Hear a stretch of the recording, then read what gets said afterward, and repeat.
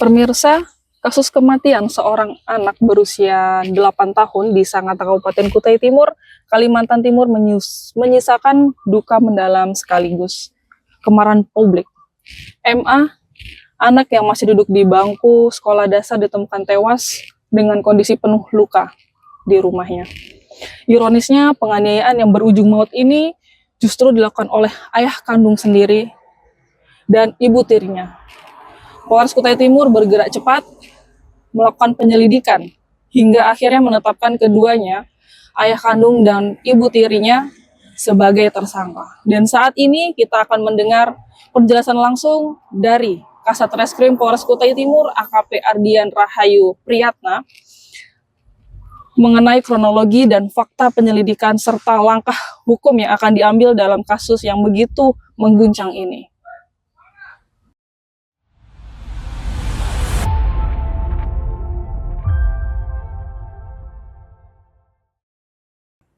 Baik, dan ya izin dari Tribun Kaltim yang bertanya kembali terkait kasus kekerasan yang menyebabkan meninggal dunia. Pertanyaan pertama itu terkait bagaimana kronologi penangkapan kedua pelaku baik EP maupun SW, dan bisa dijelaskan?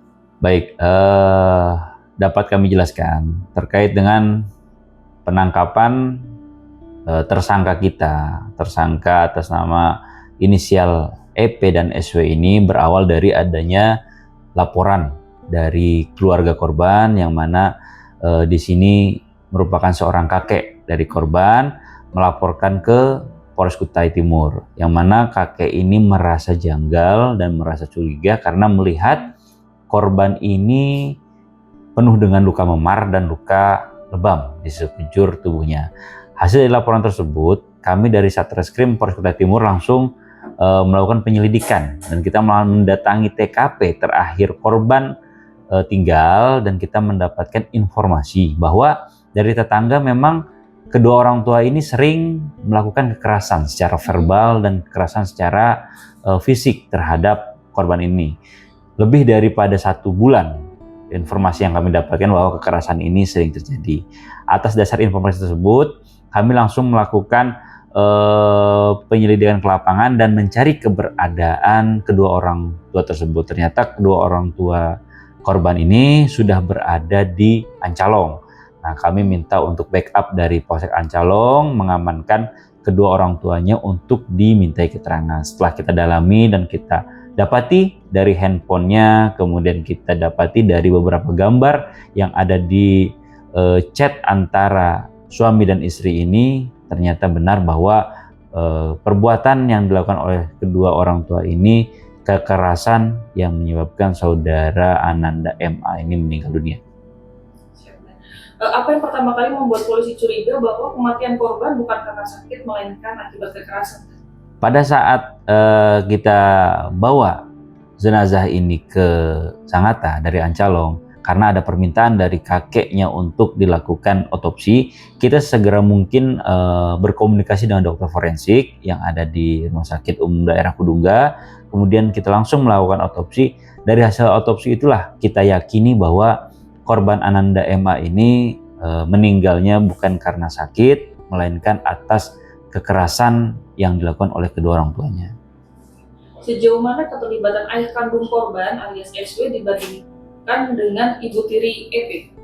Baik, dapat kami jelaskan bahwa keterlibatan ayah kandung korban ini memang tidak sebanyak keterlibatan ibu tirinya. Namun dalam hal ini ayah korban saudara Ananda MA ini mengetahui bahwa korban ini sering dilakukan pemukulan atau penyiksaan, kekerasan secara fisik dan verbal. Namun ayahnya terkesan acuh dan tidak menggubris atau tidak memberikan peringatan warning kepada istrinya untuk tidak melakukan kekerasan lagi. Bahkan ayahnya sendiri ikut melakukan pemukulan terhadap anaknya, meskipun intensitasnya memang lebih banyak daripada ibu tirinya daripada ayahnya. Apakah ada dugaan kekerasan ini sudah berlangsung lama? Nah, setelah kami lakukan pendalaman, kekerasan ini berlangsung sekitar 1 bulan. Jadi tindakan ini yang menyebabkan luka-luka lebam, luka memar, luka-luka pendarahan di otak, pendarahan di kepala, itu akumulatif tindakan yang dilakukan oleh kedua orang tuanya selama 1 bulan. 1 bulan sebelum dilaporkan ya? Ya, 1 bulan. 1 bulan karena kematian korban ini terkonfirmasi di tanggal 3 September 2025 pada pukul 1 dini hari. Jadi kurang lebih 1 bulan informasi yang kami dapatkan kekerasan yang dilakukan oleh kedua orang tua. Bisa dijelaskan karena secara rinci hasil otopsi dari korban sendiri?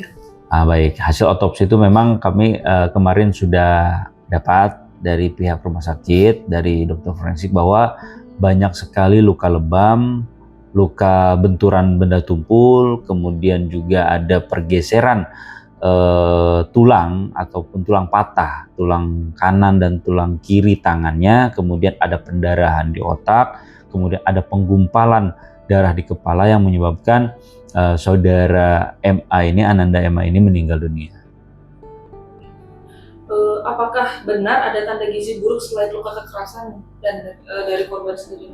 Ya, hasil dari otopsi memang didapati bahwa di lambungnya selama 24 jam terakhir itu tidak ada kandungan makanan, yang mengartikan bahwa gizi buruk itu korban memang jarang diberi makan. Jadi bahkan 24 jam terakhir keterangan dari dokter lambung kirinya kosong, artinya korban ini tidak diberi makan kurang lebih 24 jam terakhir.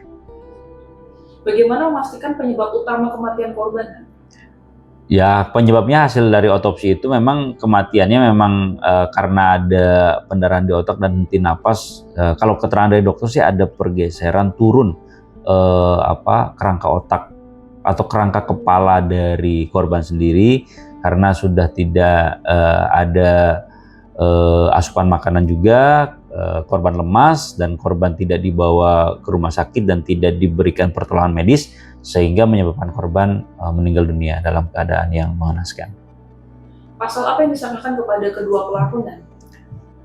Pada perkara ini sudah kami lakukan gelar perkara, jadi pasal yang kita sangkakan adalah pasal 80 dijuntokan dengan pasal 76C Undang-Undang Nomor 35 Tahun 2014 dengan ancaman hukuman 15 tahun penjara.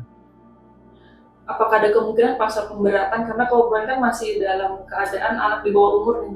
Ya, itu pasal yang kita sangkakan itu pasal yang terkait dengan Undang-Undang Perlindungan Anak, tapi nanti apabila ada bukti-bukti lain, kemudian ada novum baru, kita akan coba gelarkan kembali dan kita akan komunikasikan dengan jaksa penuntut umum.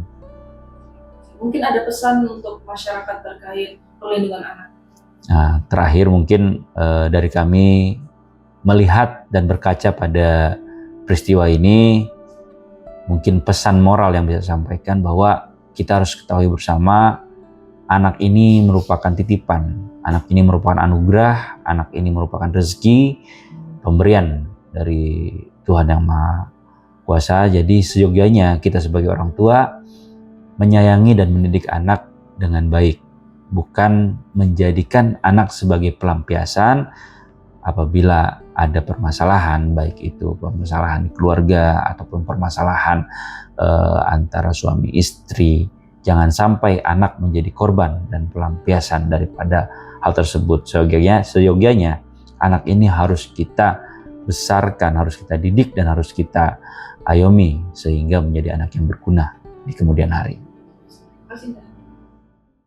Demikian pemirsa, laporan dari Kasat Reskrim Polres Kutai Timur AKP Ardian Rahayu Priyatna terkait kasus tragis yang menimpa anak di bawah umur, yaitu MA, bocah berusia 8 tahun di Sangatta, Kabupaten Kutai Timur.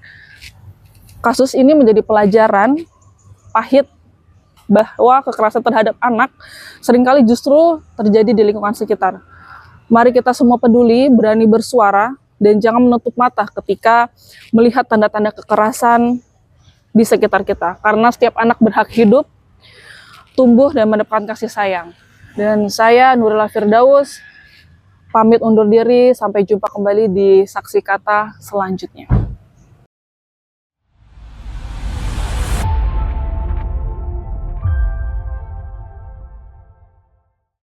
Download Tribun X sekarang.